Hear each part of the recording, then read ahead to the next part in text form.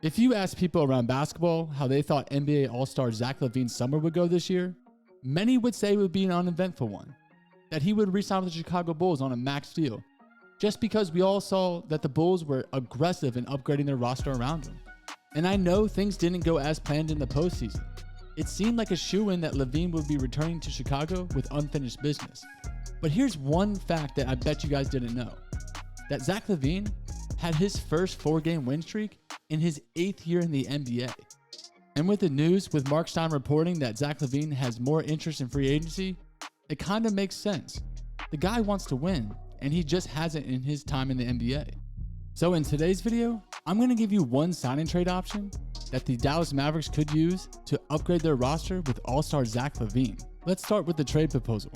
We have the Dallas Mavericks, they're going to receive Zach LaVine. The Chicago Bulls, they're going to get Tim Hardaway Jr., Reggie Bullock, Maxi Kleber, the number 26 pick in this year's draft, and a first-round pick in the 2025 draft. Now the Mavericks, they're definitely in position that they haven't been since their title run in 2011. That is the time that they last went over the luxury tax. And retaining Jalen Brunson in free agency would push them toward that line. But their insistence on acquiring a second All-Star to pair with Luka the Don would push them way over it. One All-Star they reportedly are considering is Zach LaVine of the Chicago Bulls. Right now, LaVine is an unrestricted free agent, and because they're capped out, the Mavericks would have to pull off a sign and trade deal. Chicago should play ball, as they don't want to lose LaVine in free agency, and they would get a massive haul in return for the guard. Now, I'm not saying it would be cheap, but the Mavericks would want to make a splash, and this would certainly constitute as one.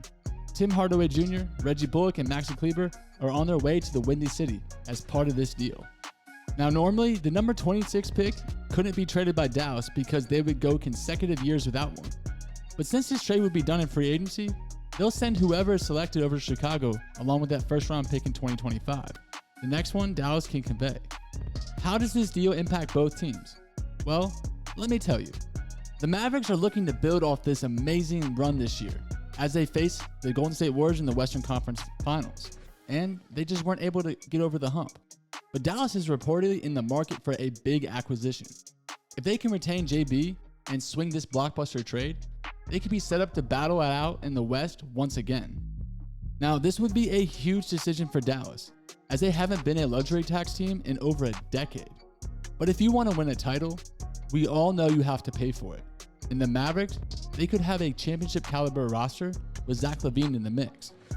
Adding LaVine to Luka Magic would be one of the most explosive duos in the NBA, and you can't say anything about that.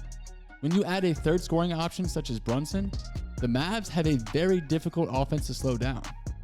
Defense could present a problem though. Reggie Bullock, he is one of their better perimeter defenders. Maxi Kleber, one of my favorite guys on the team, and also a key in their postseason stretch.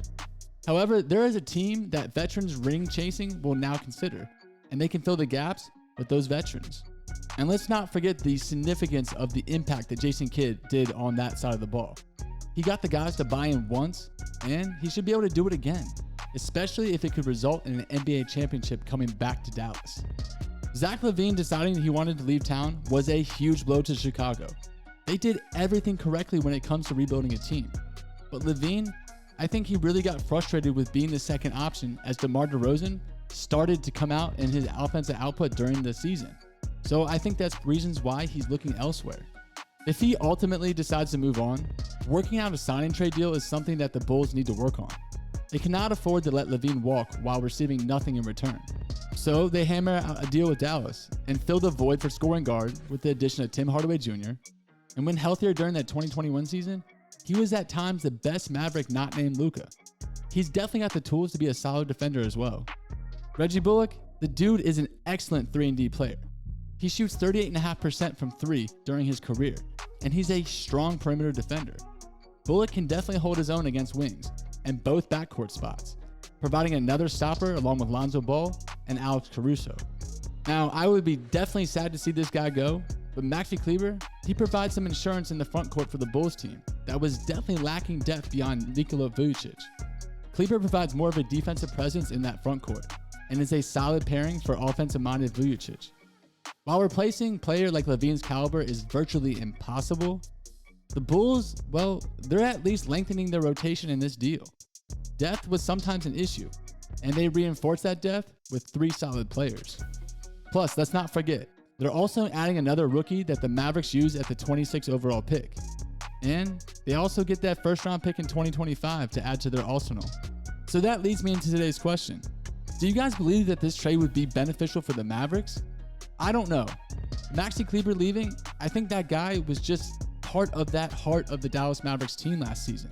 Reggie Bullock, he was a strong case to be the best defender on that team, but his shot was a little inconsistent in the postseason. Adding a guy like Zach LaVine could revolutionize his offense and take a lot of pressure off Luka. So I'm kind of on the fence about this one, but I definitely want to hear what you guys think in the comment section. Let me know your opinion. And tomorrow, we'll be back better than ever with some more Dallas Mavericks basketball. And like always, Mavs fans, MMFL. Peace.